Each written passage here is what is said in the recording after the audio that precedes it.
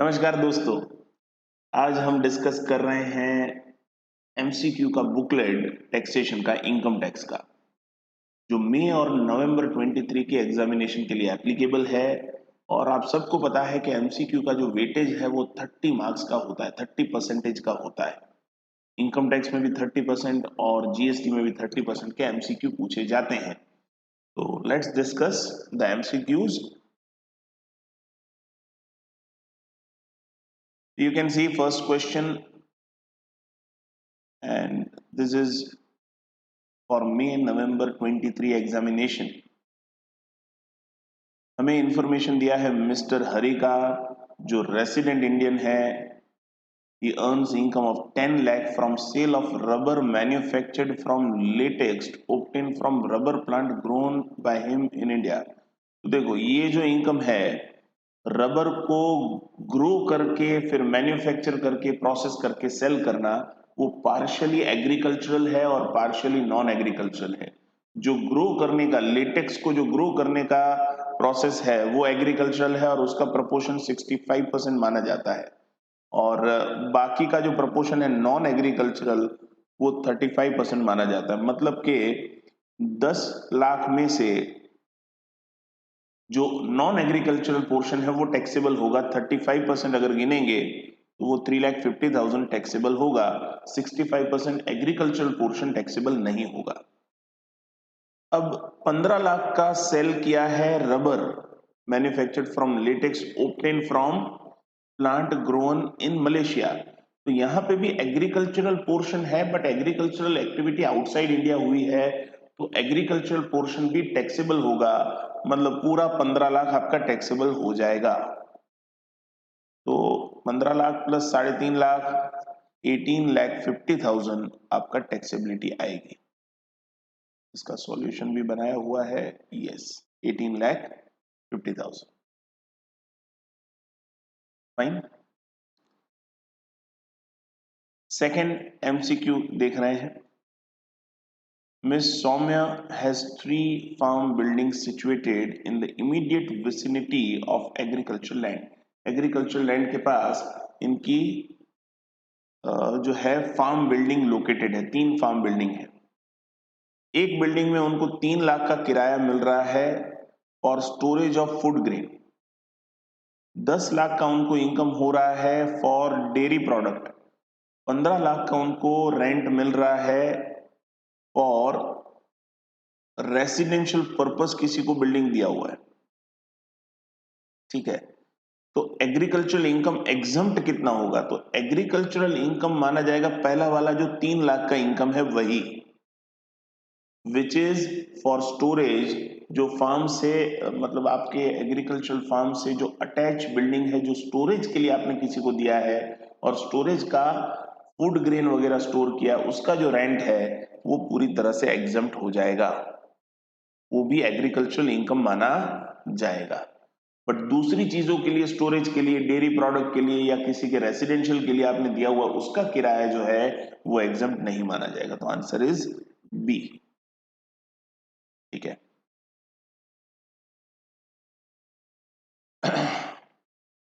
Mister Gupta का HUF है। HUF में मिस्टर हर्ष गुप्ता खुद हैं, उनकी वाइफ है, उनके सन है, उनकी डॉटर इन लॉ है और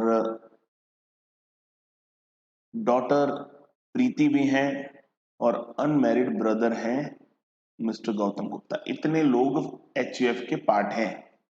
ठीक है। अभी हमें क्या बोल रहे हैं? Which of the members are eligible for coparcenary rights. तो देखो, कोपार्सनर किसको कहते हैं?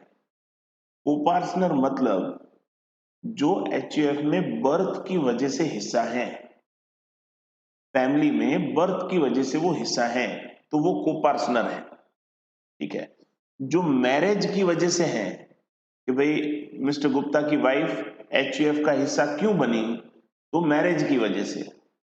मिस्टर गुप्ता की जो son in law, daughter in law है, तो डॉटर इन लॉ क्यों उनके एचयूएफ का हिस्सा बने? Because of the marriage. तो मैरिज की वजह से जो आते हैं उनको मेंबर कहा जाता है, उनको कोपार्सनरी राइट नहीं होता है। जिनको कोपार्सनरी राइट है ऐसा हम कहते हैं, उसका मतलब है कि they can demand partition of HUF. तो यहाँ पे जो मैरिज की वजह से आ रहे हैं उनको हम कोपार्सनर नहीं मानते हैं। तो कौन कौन यहाँ कोपार्सनर माना जाएगा? तो यहाँ पे देखें, मिस्टर गुप्ता, गौतम गुप्ता उनके ब्रदर, दीपक गुप्ता जो है उनके सन, और प्रीति गुप्ता उनकी डॉटर, ये माने जाएंगे। ठीक है, तो ये सब जो है बर्थ की वजह से, सेम फैमिली में बर्थ की वजह से मेंबर हैं। ठीक है, तो जो मैरिज की वजह से आए हैं उनको नहीं माना जाएगा। यहाँ पे मैंने लिखा होगा, co-partner means person born in the same family and member who joins the HUF due to marriage। ठीक है ना, तो बर्थ की वजह से जो भी है, मिस्टर गुप्ता, हर्ष गुप्ता खुद, गौतम गुप्ता उनके भाई, दीपक गुप्ता आई थिंक उनके सन हैं, और प्रीति गुप्ता उनकी डॉटर हैं, जो बर्थ की वजह से उस फैमिली का हिस्सा हैं, उनको कोपार्सनरी राइट होगा। मिसेस गुप्ता जो हैं, उनकी जो वाइफ निधि गुप्ता और उनकी डॉटर इन लॉ मैरिज की वजह से आए हैं, तो उनको कोपार्सनरी इंटरेस्ट नहीं मिलेगा। आगे जाते हैं। मिस्टर स्क्वायर इंडियन सिटीजन जो दुबई में रहते हैं अभी, he came to India on visit and his total stay in India during financial year 20 to 23 was 135 days। okay, he is not liable to pay any tax in Dubai। okay, Bharat के citizen हैं, उनको Dubai में कोई tax भरना नहीं है। तो एक सेक्शन नया जो सेक्शन आया है 6A 61A, जो डीम्ड रेसिडेंट की बात करता है, जो इंडियन सिटीजन को एप्लीकेबल है, कि अगर इंडियन सिटीजन है उनको दूसरी कंट्री में कहीं टैक्स नहीं भरना पड़ रहा है, और उनका इंडियन सोर्सेस से इनकम जो है वो 15 लाख अगर क्रॉस करता है, तो उन्हें हम डीम्ड रेसिडेंट मान लेंगे, अगर दूसरी कंडीशन फुलफिल नहीं होती है तो। ठीक है, तो अगर दूसरे तरीके से वो रेसिडेंट नहीं बन रहे हैं तो उनको डीम्ड रेसिडेंट मान लेंगे। कौन सी कंडीशन फुलफिल करनी है? वो इंडियन सिटीजन है, उनको दूसरी कंट्री में टैक्स नहीं भरना पड़ रहा है, और उनका 15 लाख का इंडियन सोर्सेस से इनकम है, तो उनको डीम्ड रेसिडेंट मान लिया जाएगा। ठीक है, यहाँ पे हम देखें तो उनका स्टे का इंफॉर्मेशन दिया हुआ है, और देखो उनका टोटल इनकम जो है other than from foreign sources is 10 lakh, मतलब इंडियन सोर्सेज का इनका इनकम 10 लाख, तो वो कंडीशन फुलफिल नहीं हो रही है। तो अब इनका रेसिडेंशियल स्टेटस इस सेक्शन के हिसाब से तो नहीं होगा। तो नॉर्मली जो होता है वो हमें देखना पड़ेगा। नॉर्मली हमें क्या देखना पड़ेगा कि भाई 182 डेज का स्टे होना चाहिए। तो इंडियन सिटीजन अगर इंडिया में विजिट करने के लिए आता है तो उनको वो 60 डेज वाला कंडीशन अप्लाई नहीं होता है, उनका 182 डेज का ही हमें कंडीशन देखना पड़ेगा। तो हम देख सकते हैं कि यहाँ पे 182 डेज हो ही नहीं रहे हैं, तो basic condition under section 6(1) fulfil नहीं हो रहा है, मतलब इनको क्या माना जाएगा? नॉन रेसिडेंट माना जाएगा। इनको हमें वो 60 डेज वाली कंडीशन लगानी नहीं है, क्योंकि इंडियन सिटीजन भारत में विजिट करता है तो 60 डेज का कंडीशन एप्लीकेबल नहीं होता है। ठीक है ना, देखो, और यहाँ पे आ जाएगा उनका status non resident.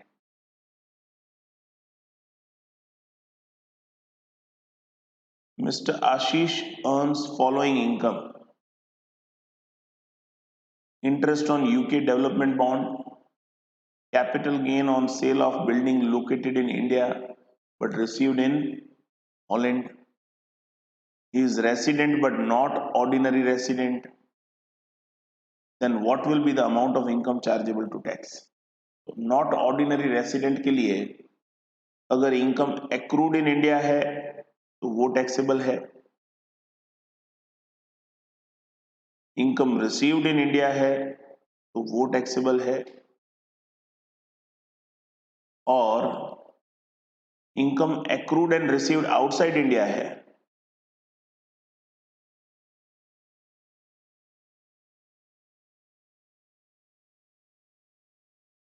But controlled from India है, कंट्रोल्ड इंडिया से है तो टैक्सेबल है। और ये बिजनेस इनकम की बात हो रही है, थर्ड वाली जो है वो बिजनेस इनकम के लिए। तो यहाँ पे देखो, interest on UK development bond accrued and received, accrued outside India है। अब इसमें से 1/4 इंडिया में जो रिसीव हो रहा है वो टैक्सेबल इंडिया में हो जाएगा, 1/4 1 लाख हो जाएगा। Capital gain on sale of building located in India, अगर प्रॉपर्टी इंडिया में लोकेटेड है वो ट्रांसफर करेंगे तो it will be deem to, उसका जो प्रॉफिट होगा that will be deem to accrue और अराइज इन इंडिया। तो ये 6 लाख हमारा, अच्छा ये रिसीव्ड इन इंडिया हुआ 1 लाख, और 6 लाख हमारा एक्रूड इन इंडिया हुआ, दोनों मिला के taxable 7 lakh. Answer is a, 7 lakh.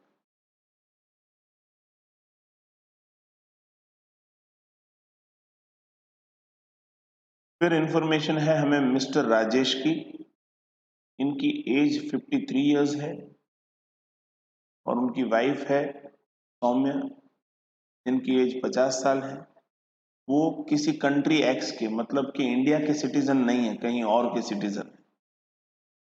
They are living in country X since birth, they are not liable to tax in country X, दूसरी कंट्री में वो लायबल नहीं है, ठीक है। बट देखो सेक्शन 6(1)(a) तो लगेगा ही नहीं, डीम्ड रेसिडेंट नहीं आएगा,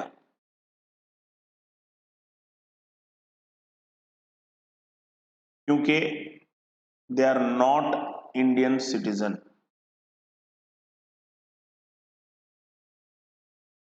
वो तो बात भूल जानी है। दूसरा एक प्रोविजन है कि अगर व्यक्ति या तो इंडियन सिटीजन है, अभी अमेंडेड एक प्रोविजन आया, इंडियन सिटीजन है, या तो पर्सन ऑफ इंडियन ओरिजिन है,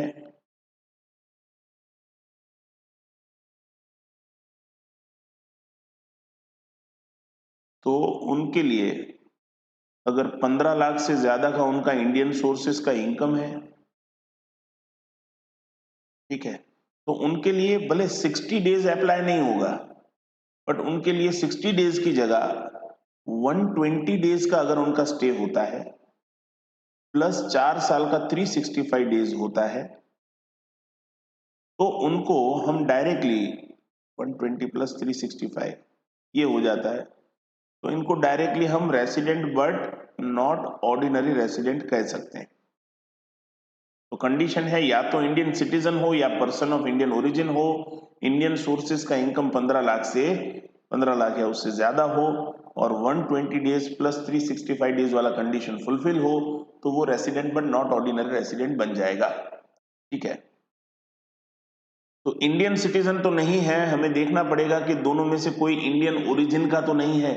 इंडियन ओरिजिन का कब माना जाएगा, अगर पर्सन का खुद का या उसके पेरेंट्स का या उसके ग्रैंड पेरेंट्स का बर्थ अनडिवाइडेड इंडिया में हुआ है तो उसको पर्सन ऑफ इंडियन ओरिजिन माना जाएगा, तो उनको भी ये प्रोविजन अप्लाई होगी। तो आप देख सकते हैं both of them are interested in Indian culture.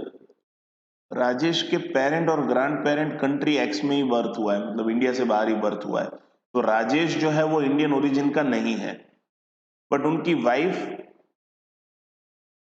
हर साल 4 महीने विजिट करते हैं इंडिया उनके पेरेंट्स को मिलने के लिए जिनका बर्थ दिल्ली में हुआ है, और वो हमेशा दिल्ली के ही हैं, ठीक है। तो जो ये है Mrs Saumya, she is a person of Indian origin, इनको इंडियन ओरिजिन का हम मानेंगे क्योंकि इनके ग्रैंड पेरेंट्स भी इंडिया में ही बर्थ हुआ है, मतलब कि अनडिवाइडेड इंडिया में बर्थ हुआ है, इसका मतलब ये हुआ। तो Mrs Saumya is person of Indian origin, तो उनका अगर 15 लाख से ज्यादा इनकम है तो 120 प्लस 365 तो इनका हो रहा है, देखो हर साल 4 महीने मतलब 120 हुआ, और 4 साल का आप देखोगे तो 480 हो जाएगा, ठीक है ना। अब हमें क्या देखना है, 15 लाख से ज्यादा उनका इनकम है कि नहीं है। तो मिसिस सौम्या का तो दिया है, मिसिस सौम्या का दिया है 16 लाख और राजेश का दिया 18 लाख। ये इंडियन सोर्सेस का इनकम दिया है। तो मिसिस सौम्या तो कंफर्म क्या हो गए, Mrs Saumya person of Indian origin है, ठीक है। और उनका residential status resident but not ordinary resident. अब मिस्टर राजेश इंडियन सिटीजन भी नहीं है, इंडियन ओरिजिन के भी नहीं है, इनके लिए हमें नॉर्मल देखना है। नॉर्मल वो हर साल मिसिस सौम्या के साथ 4 महीने हर साल आते हैं, इनको तो वो 60 डेज वाला कंडीशन भी एप्लीकेबल है। तो इनके लिए रेसिडेंट के लिए तो हम क्या देखेंगे, 60 डेज प्लस 365, तो ये पूरा हो जाता है, ठीक है।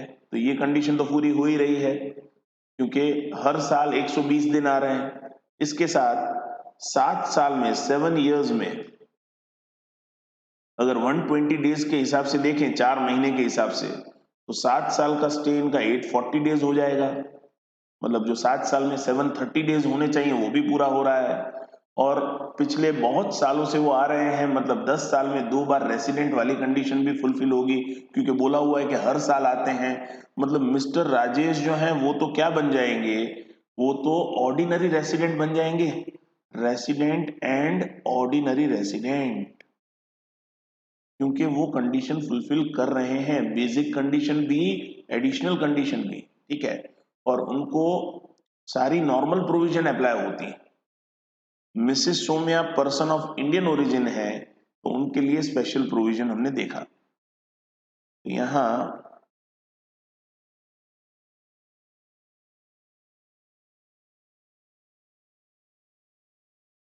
किधर गया, Mrs Saumya is resident but not ordinarily resident and Mr. Rajesh is ordinary resident of India, then answer is D,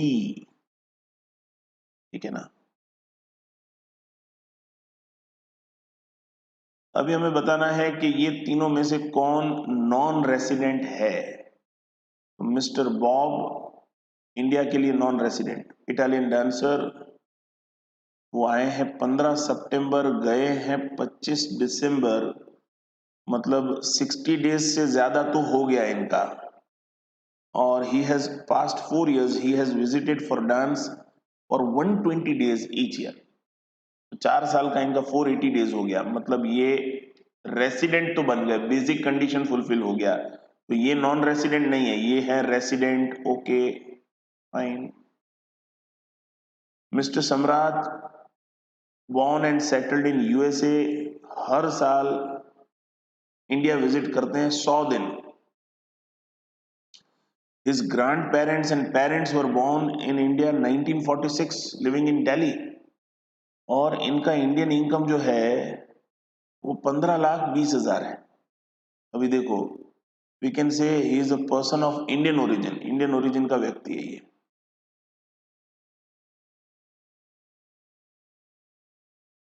ठीक है।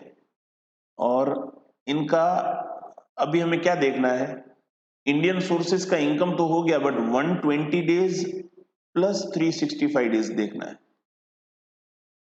तो इनका 120 डेज नहीं हो रहा है, इनका क्या हो रहा है, 100 डेज हो रहा है। तो 120 डेज वाला कंडीशन फुलफिल नहीं हो रहा है, ठीक है। और इंडियन ओरिजिन का व्यक्ति अगर भारत आता है तो बेसिक कंडीशन, नॉर्मल कंडीशन क्या है, नॉर्मल कंडीशन उनके लिए 182 डेज है, 60 डेज वाला तो था नहीं। बट अब जो नया रूल आया है कि अगर इंडियन सोर्सेज का इनकम उनका 120 डेज से 15 लाख से ज्यादा है तो 120 डेज प्लस 365 डेज वाला अगर अप्लाई करते हैं तो वो रेसिडेंट बन सकते हैं। बट 120 डेज नहीं हो रहा है, उनका कितना हो रहा है, 100 डेज हो रहा है। So Mr Samrat is non resident, ये नॉन रेसिडेंट है। और जोसेफ की बात करें, अमेरिकन साइंटिस्ट है, left India to his home country for fix employment there. India में वो स्टडी और रिसर्च के लिए रहे हैं 1 जनवरी 2017 से 1 जुलाई 22, मतलब कि करंट ईयर में अप्रैल से जून तो रहे हैं, अप्रैल टू जून तो यहीं पे हैं, मतलब 60 डेज तो हो ही गए, और 2017 से वो इंडिया में ही है, मतलब लास्ट 4 साल में जो 365 करने वो भी हो गए, मतलब मिस्टर जोसेफ भी क्या हो गए, ये भी रेसिडेंट हो गए। तो यहां नॉन रेसिडेंट सिर्फ एक ही व्यक्ति हुआ, एक व्यक्ति है मिस्टर सम्राट, यही हुआ। ठीक है,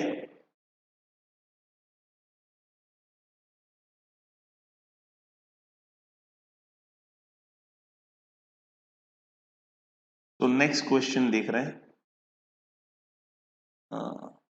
मिस्टर शशांक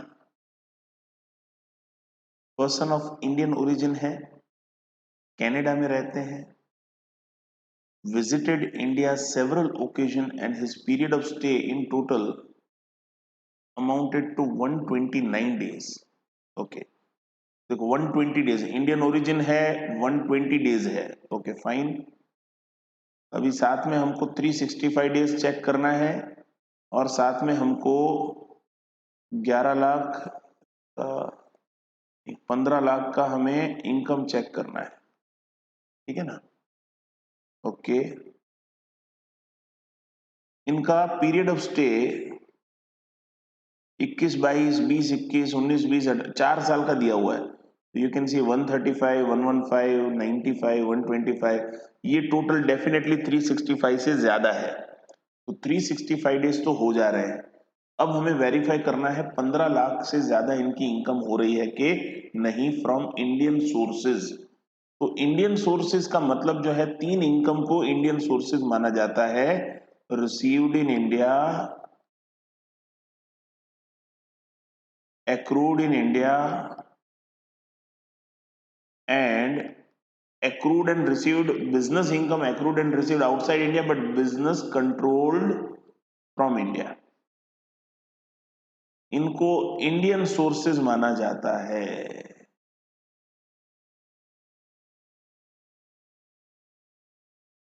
ठीक है, so you can see deemed to be received in India, तो ये 2.5 लाख इंक्लूड हो जाएगा, रिसीव्ड इन इंडिया है इसलिए। फिर एक्रूड इन इंडिया 375 भी इंक्लूड हो जाएगा। Accrued received outside India from business control from India, ये भी इंक्लूड हो जाएगा। ठीक है, अब ये तीनों का आप, और ये क्या है, accrued and received outside India from business controlled outside India, तो ये सब कुछ आउटसाइड इंडिया का है, ये इंक्लूड नहीं होगा। तो ये तीनों को इंक्लूड करते हैं तो आपका जो इनकम है वो हो रहा है 11,75,000। तो 15 लाख वाली कंडीशन फुलफिल नहीं हो रही है, और 15 लाख वाली कंडीशन फुलफिल नहीं हो रही है तो जो नया प्रोविजन है, अमेंडेड प्रोविजन है, वो अप्लाई नहीं होगा। अमेंडेड प्रोविजन अप्लाई नहीं होगा तो ओल्ड प्रोविजन के हिसाब से, जो जो रेगुलर रूल है उस हिसाब से, इंडियन ओरिजिन का व्यक्ति अगर इंडिया आता है तो 182 डेज या उससे ज्यादा उसका स्टे होना चाहिए। तो यहाँ पे तो स्टे उसका कितना बोला हुआ है, 129 डेज बोला हुआ है। मतलब कि basic condition under section 6(1) is not fulfilled, and in that case mister Sushant is non resident. इसको क्या माना जाएगा, नॉन रेसिडेंट माना जाएगा। और नॉन रेसिडेंट माना जाएगा तो नॉन रेसिडेंट के लिए सिर्फ टैक्सेबल क्या होता है, सिर्फ टैक्सेबल होता है accrued in India, received in India. Accrued and received outside India non resident के लिए टैक्सेबल नहीं होता है।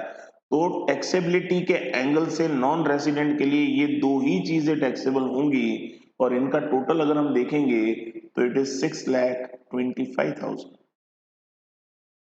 You can C what is his residential status and his income chargeable to tax in India। तो answer आ जाएगा ए, non resident 625। ठीक है, mister Ramesh citizen of India है, इंडियन एम्बेसी में है। ठीक है, इंडियन एम्बेसी में मतलब गवर्नमेंट एम्प्लॉई है, ठीक है ना, government employee, Indian government salary चुका रही है, सिटीजन ऑफ इंडिया को चुका रही है, तो that salary is accrued in India even if service is rendered outside India। ठीक है, बट जो भी बाहर के एम्प्लॉई हैं, गवर्नमेंट के एम्प्लॉई हैं बट बाहर सर्विस दे रहे हैं, उनको ओवरसीज कोई अलाउंस, वहां पे कोई परक्विजिट मिल रहा है, तो वो टैक्सेबल इंडिया में नहीं है। सिर्फ उनका जो बेसिक सैलरी है वही इंडिया में टैक्सेबल है। ठीक है, तो वही बात हो रही है। देखो, ये received salary allowances for services rendered in Australia, उनको परक्विजिट्स भी कुछ मिली हैं, बट वो टैक्सेबिलिटी की बात ही नहीं है। तो यहां टैक्सेबल क्या होगा?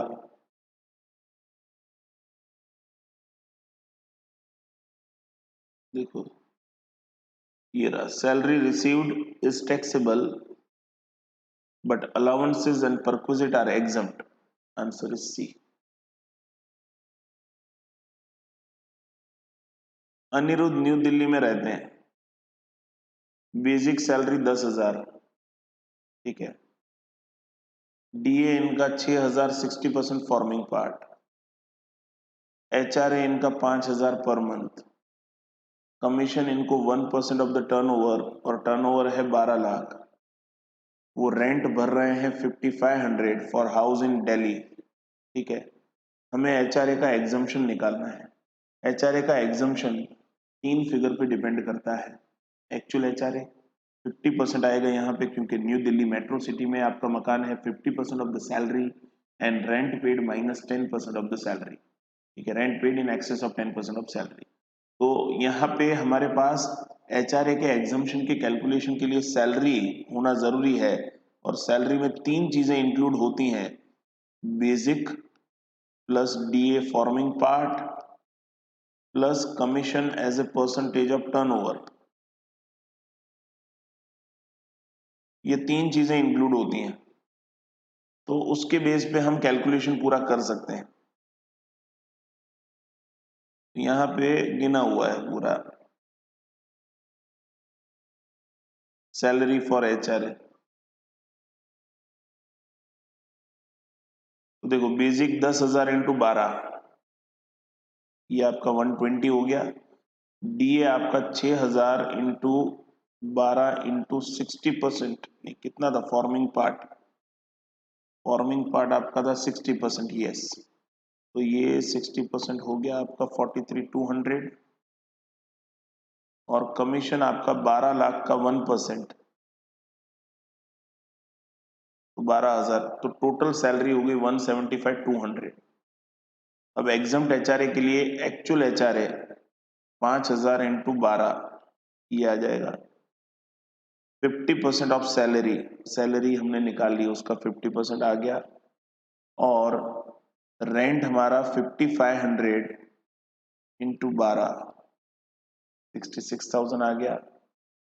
10% ऑफ द सैलरी आ गया इधर, तो ये वैल्यू आया। तो ये तीनों में से which ever is lower is exempt.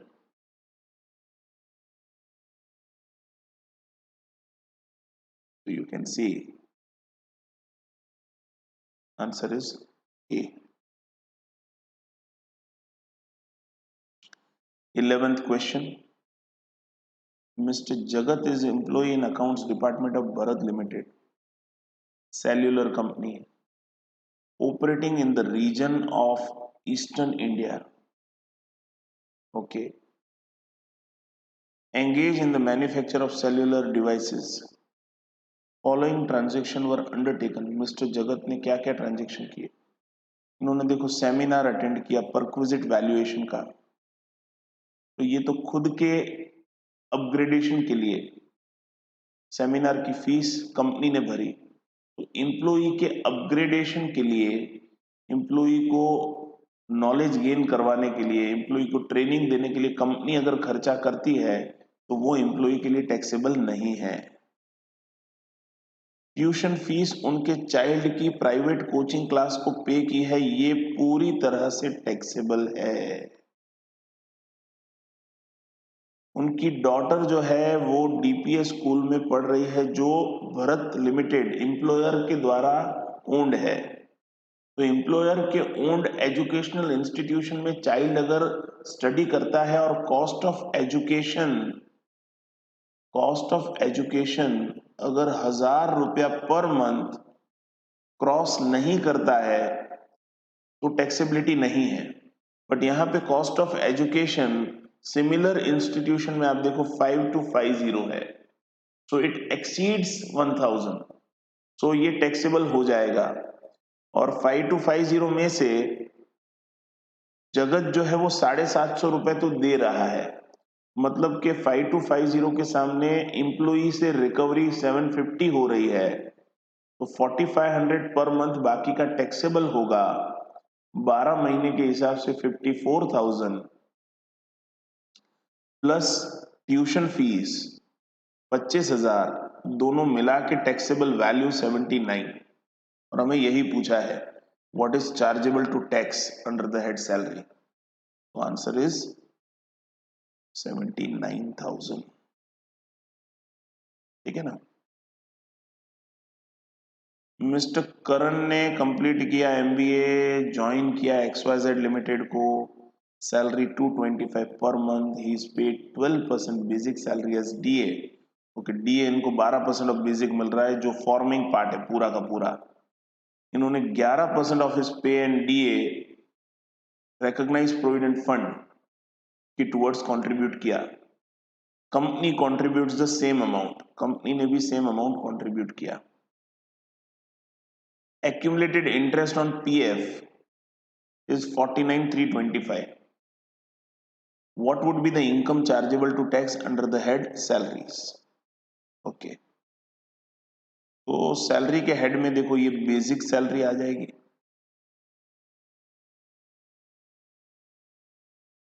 To 25 into 11 ये आ जाएगा।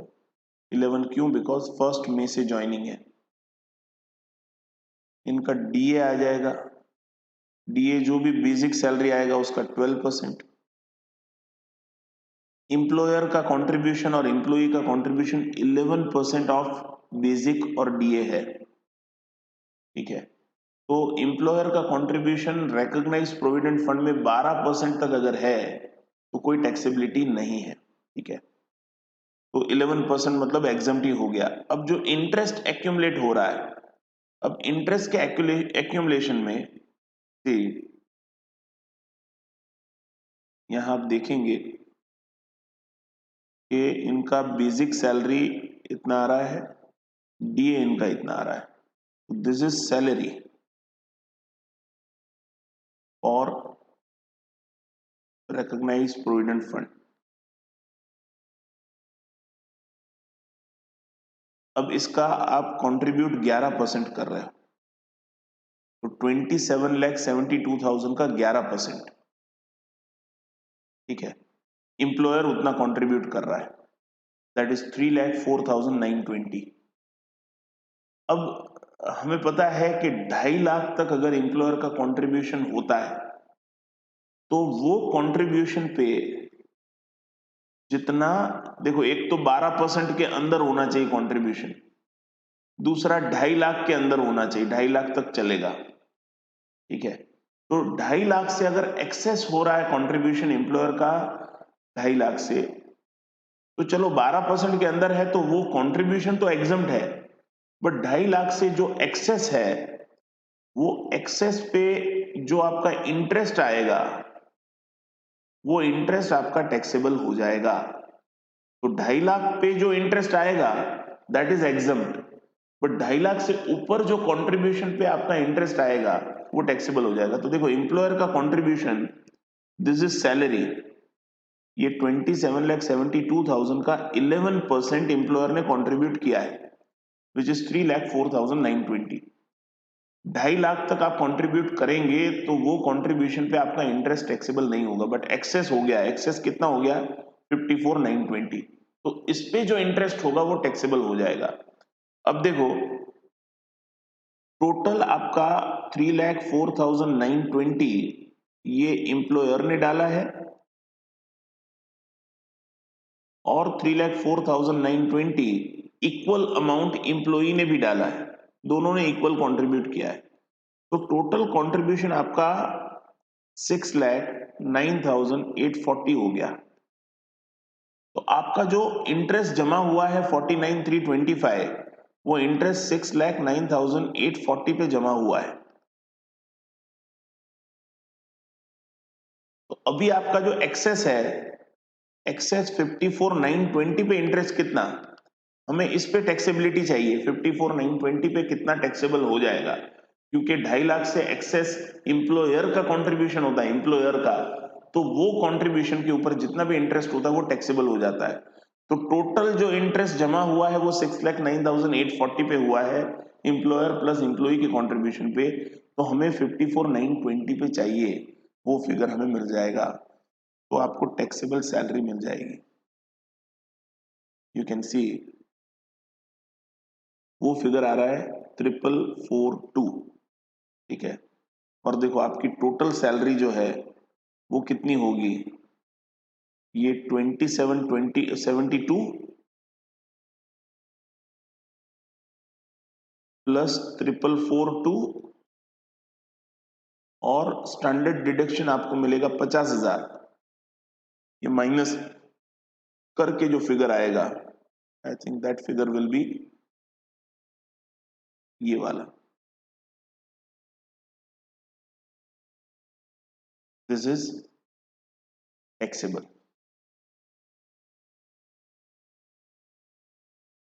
देखो कंपनी, नेक्स्ट क्वेश्चन देख रहे हैं, यहां हमें टैक्सेबल निकालना था, तो टैक्सेबल क्या क्या आएगा, बेसिक सैलरी प्लस डीए, और ये जो अभी हमने निकाला 4442 जो इंटरेस्ट का पोर्शन इसमें टैक्सेबल है, ये टैक्सेबल। तो ये तीन चीजों का टोटल जो है वो ये आएगा, सॉरी तीन चीजों का टोटल माइनस स्टैंडर्ड डिडक्शन 50,000, क्योंकि हमें income chargeable to tax under the head salary बोला है, तो उसमें आपका स्टैंडर्ड डिडक्शन भी माइनस हो जाता है, ठीक है ना। देखो कंपनी जो है एम्प्लॉय को कार प्रोवाइड कर रहा है जिसकी कैपेसिटी 1.6 लीटर से कम है, 1600 सीसी से कम का इंजन है, ड्राइवर के साथ है, पार्टली ऑफिशियल पार्टली पर्सनल, और खर्चे सारे कंपनी चुका रही है, तो कार ओन्ड बाय एम्प्लॉयर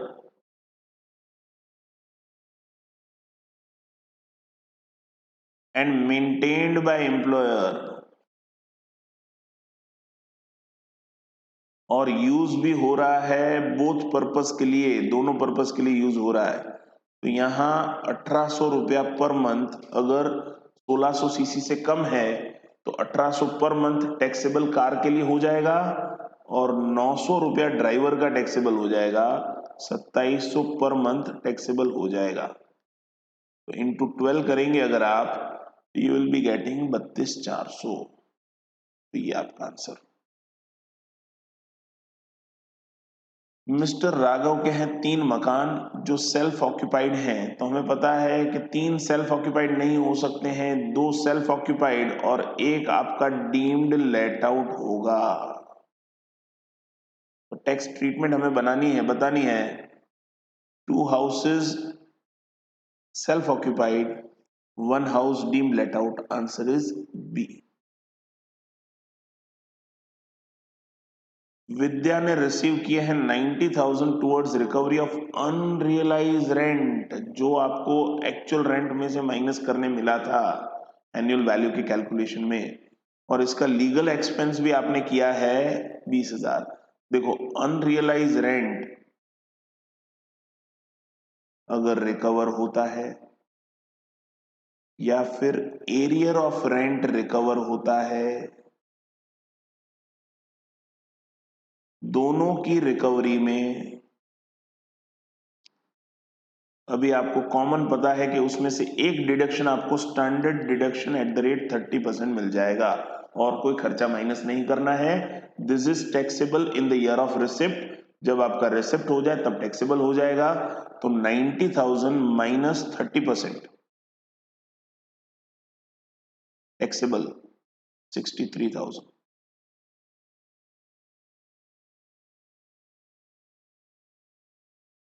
विकास ने लोन लिया है 15 लाख का 10% के हिसाब से 1 अप्रैल 20 में for construction of the house, self occupation के लिए। कंस्ट्रक्शन शुरू हुआ जून 2020 में, कंप्लीट हुआ 30 जून 2022, उसने कुछ भी रीपे नहीं किया है, कितना डिडक्शन मिल सकता है? तो डिडक्शन देखो, करंट ईयर का इंटरेस्ट मिल सकता है, करंट ईयर का इंटरेस्ट 15 लाख का 10% 1.5 लाख, और प्री कंस्ट्रक्शन इंटरेस्ट भी आपको मिल सकता है। प्री कंस्ट्रक्शन इंटरेस्ट कैसे निकालते हैं? तो लोन का डेट हमारा 1 अप्रैल 2020, ठीक है। अब आपका कंस्ट्रक्शन 22-23 में खत्म हुआ है, 30 जून 22 में खत्म हुआ है, तो आप 20-21 और 21-22 तो क्या हुआ, आप इंटरेस्ट भर रहे हैं बट मकान अभी रेडी नहीं है। मकान रेडी नहीं है, उसके कारण आप सेक्शन 22 चार्जेबिलिटी आती ही नहीं है, income from house property computation ही नहीं आता है, तो उसकी वजह से आप इंटरेस्ट क्लेम नहीं कर पाते। तो 20-21, 21-22 मकान रेडी नहीं होने के कारण ये 2 साल आप इंटरेस्ट क्लेम नहीं कर पाएंगे, इसको हम प्री कंस्ट्रक्शन इंटरेस्ट कहेंगे। तो 15 लाख पे 10%, 2 साल आपका जो आएगा वो 3 लाख जो है वो प्री कंस्ट्रक्शन इंटरेस्ट है। प्री कंस्ट्रक्शन इंटरेस्ट आप 5 इंस्टॉलमेंट में क्लेम कर सकते हैं, starting from the year in which construction is completed. तो 3 लाख का 1/5 आप क्लेम कर पाएंगे, 60,000 आप क्लेम कर पाएंगे, 2,10,000 आप क्लेम कर पाएंगे। बट ये सेल्फ ऑक्यूपाइड हाउस है, तो सेल्फ ऑक्यूपाइड में आपको पता है कि ज्यादा से ज्यादा सेक्शन 24 भी अलाउ 2 लाख करता है, तो 2 लाख आप क्लेम कर सकते हैं। 2,10,000 नहीं कर पाएंगे क्योंकि अपर लिमिट ही 2 लाख की है, ठीक है ना। देखो, मिस्टर एक्स ने एक्वायर किया asset in the year 1617, scientific research के लिए एक्वायर किया। तो साइंटिफिक रिसर्च के लिए आप एसेट एक्वायर करते हैं तो सेक्शन 35 में आपको पूरा डिडक्शन, जिस ईयर में एक्वायर करते हैं फुल डिडक्शन मिल जाता है, 100% आपको मिल जाता है, ठीक है। उन्होंने क्लेम भी कर लिया। अब ये एसेट को आपने बिजनेस के लिए यूज करना स्टार्ट किया, आपका साइंटिफिक रिसर्च खत्म हो गया, उसके बाद आपने क्या किया, उस एसेट को आप बिजनेस के लिए यूज कर रहे हैं, ठीक है। तो अगर आप बिजनेस के लिए यूज कर रहे हैं तो वो बिजनेस के ब्लॉक में आ जाता है, और बिजनेस के ब्लॉक में वो 0 वैल्यू से आ जाता है, क्योंकि अभी आपको तो कुछ देना नहीं है, आपने जो देना था उसका तो पूरा डिडक्शन क्लेम कर लिया है। तो अब अगर ब्लॉक में आप वैल्यू डालेंगे, डेप्रिसिएशन गिनेंगे, तो डबल डिडक्शन हो जाएगा। तो अब ये ब्लॉक में वैल्यू एंटर होगा, बट कितना वैल्यू एंटर होगा, 0 वैल्यू से ब्लॉक में आएगा, ठीक है ना। तो साइंटिफिक रिसर्च एसेट फिर से बिजनेस के लिए यूज करना स्टार्ट करें, it will enter to the block at 0 value. Mister C जो है वो वर्किंग पार्टनर है मैसेज बीसीडी के, इक्वल प्रॉफिट शेयरिंग रेशियो है, फर्म ने उनको रेम्यूनरेशन पे किया है, तीनों को कितना किया है, 2 लाख का पे किया है, ठीक है। Firm has paid interest on capital 120 in total, सबको मिला के इंटरेस्ट 120 है, और वो तो 12% की लिमिट में है, इंटरेस्ट ऑन कैपिटल ज्यादा से ज्यादा 12% दे सकते हैं। और फर्म का लॉस 1,12,000 आ गया after debiting remuneration and interest. तो देखो होता क्या है, profit before interest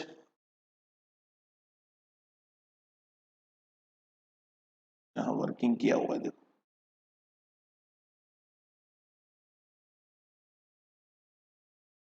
profit before interest में से इंटरेस्ट हम माइनस करते हैं, तो प्रॉफिट बिफोर रेम्यूनरेशन मिलता है, रेम्यूनरेशन माइनस करते हैं तो फाइनल प्रॉफिट मिलता है। तो यहां फाइनल हमको लॉस दिया हुआ है 1,12,000, ठीक है। ये मैं फिर से इसको लिख देता हूं। तो ये कैसे निकाला कि भाई ये 1,12,000 दिया हुआ है, रेम्यूनरेशन तीनों का मिला के 2-2 लाख मिला के 6 लाख, मतलब प्रॉफिट हमारा 488 होगा, तब जाके रेम्यूनरेशन माइनस किया तो ये लॉस आ गया। और इंटरेस्ट हमारा 1,20,000 माइनस करने से पहले का प्रॉफिट जो होगा वो होगा 6,08,000, ठीक है। अभी देखो इंटरेस्ट ऑन कैपिटल का तो कोई प्रॉब्लम नहीं है। रेम्यूनरेशन आपका 4,88,000 आपका बुक प्रॉफिट माना जाता है।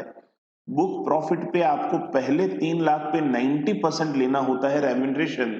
तो पहले 3 लाख पे 90% मतलब 270, और फिर जो एक्सेस है उस पे आपको 60% लेना होता है। तो 488 से कंपेयर करते हैं तो 188 आपका एक्सेस हुआ, उस पे 60% 1,12,800। ऐसा करके टोटल रेम्यूनरेशन, टोटल तीनों का रेम्यूनरेशन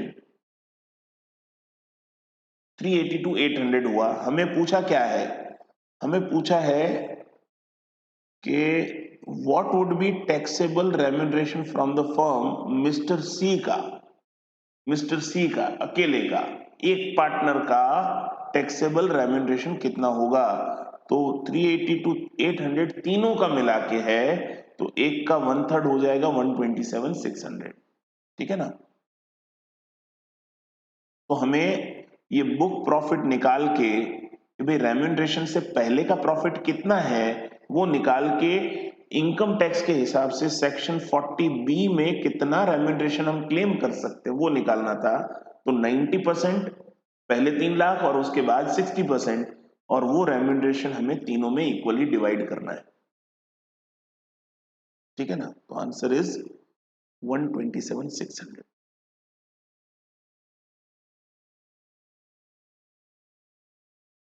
देखो